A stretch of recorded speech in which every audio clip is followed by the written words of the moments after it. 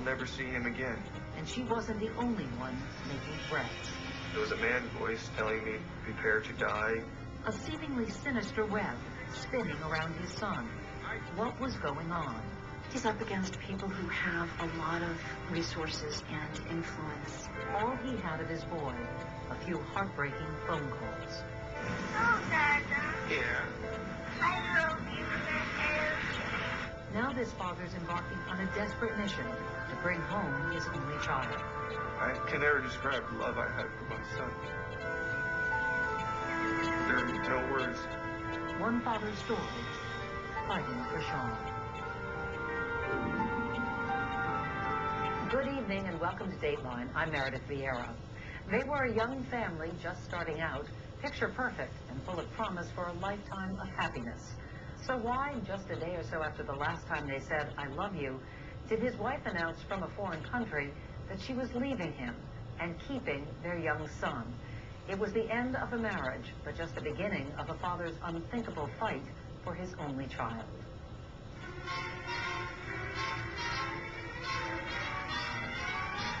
We were envious of them. Come fly with me, let's fly away. The love that was just emanating from them was so obvious. Some exotic booze, All three of them were beautiful. Bombay. It looked like a fairy tale. Fly with me. Like all good fairy tales, this one has a prince, the handsome international model, and his princess, the beautiful fashion student. They were young, gorgeous, and seemed to have it all, even a little Prince Charming. It was beautiful. It was perfect. You were head over heels. Yeah, it was. But David Goldman's storybook romance would not be the kind with a happy ending. Instead, love would disintegrate into an unimaginable tale of deception and tragedy, and a bitter war of hearts waged over international borders. It's like being dropped into a nightmare.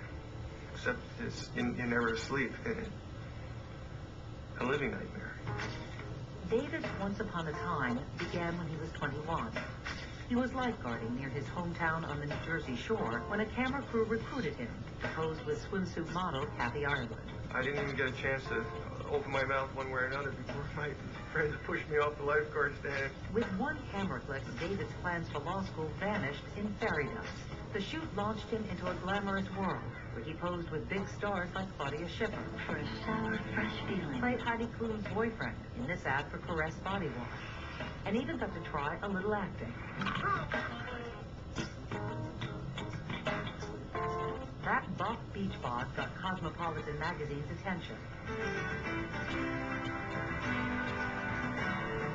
In 1997, it dubbed David Mr. November, one of the country's most eligible bachelors. The important things to me as a lover are, well, there's a lot of them.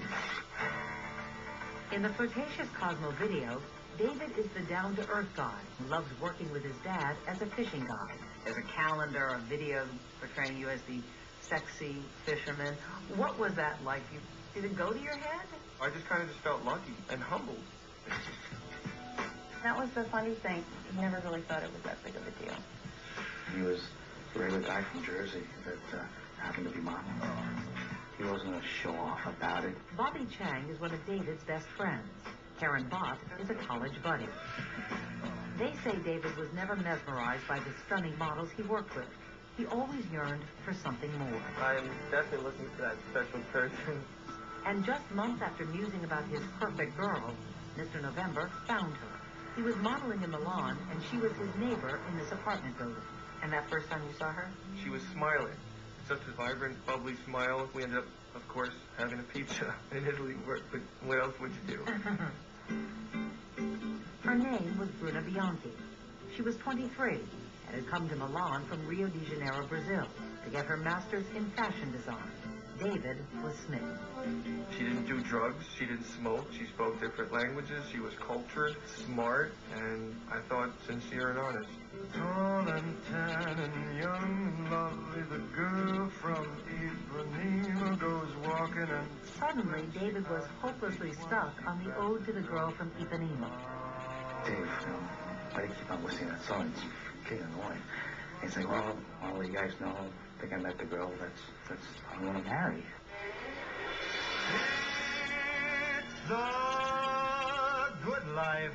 And in 1999, David did, giving his Ipanema girl a ring he designed himself, made from diamonds belonging to the most cherished women in his life. My grandmother, my great-grandmother, my mom, it was just a special way to give this to the person that I thought I would be with for the rest of my life. What about Bruna? I'm very proud of you. I'm very proud of you. Oh, really? She shined. She was a beautiful person inside and out, warm and friendly and just as easy and outgoing as he was. I appreciate the shower. I love you guys. Thank you very much. And I feel like family. In May of 2000, the glowing couple who'd settled in New Jersey welcomed a little boy into the world. They named him Sean, and David was over the moon. Fly me to the moon. He was ecstatic. That's what Dave wanted to be. He wanted to be a father. I wanted to dedicate my life to my wife and child. To do that, David stopped traveling and stuck to local modeling gigs. He started selling real estate on the side. And when Bruna took a teaching job, his more flexible hours allowed him to take on the role of Mr. Mom. What did you guys do together? What didn't we do together? I would take him out for breakfast, take him on the boat. We did everything. Everything a father and son could do and then some. What are you going to do?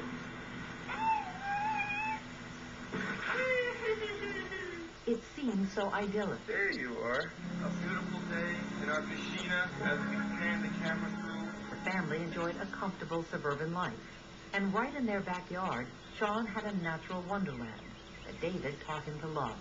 He lives in this gingerbread house that's kind of in the woods, and he and Sean would go camping in the back. They were inseparable. They had a very, very special bond. It was a bond Bruna often told friends like Casey Fillion she was grateful for. I remember her feeling lucky that she had a dad that was as good for Sean as he was. Now me. Great dad. That was all she used to say. He's a wonderful father. And it wasn't always just David and Sean. The close-knit family took plenty of vacations. What a life. And Mom and Dad always made time for date night. They were definitely a happy couple. People commented on how wonderful their family was. But behind her beaming smile, Bruna was hiding something. The fairy tale was about to shatter. You're in love, you have this child, you think everything is great. I had no idea.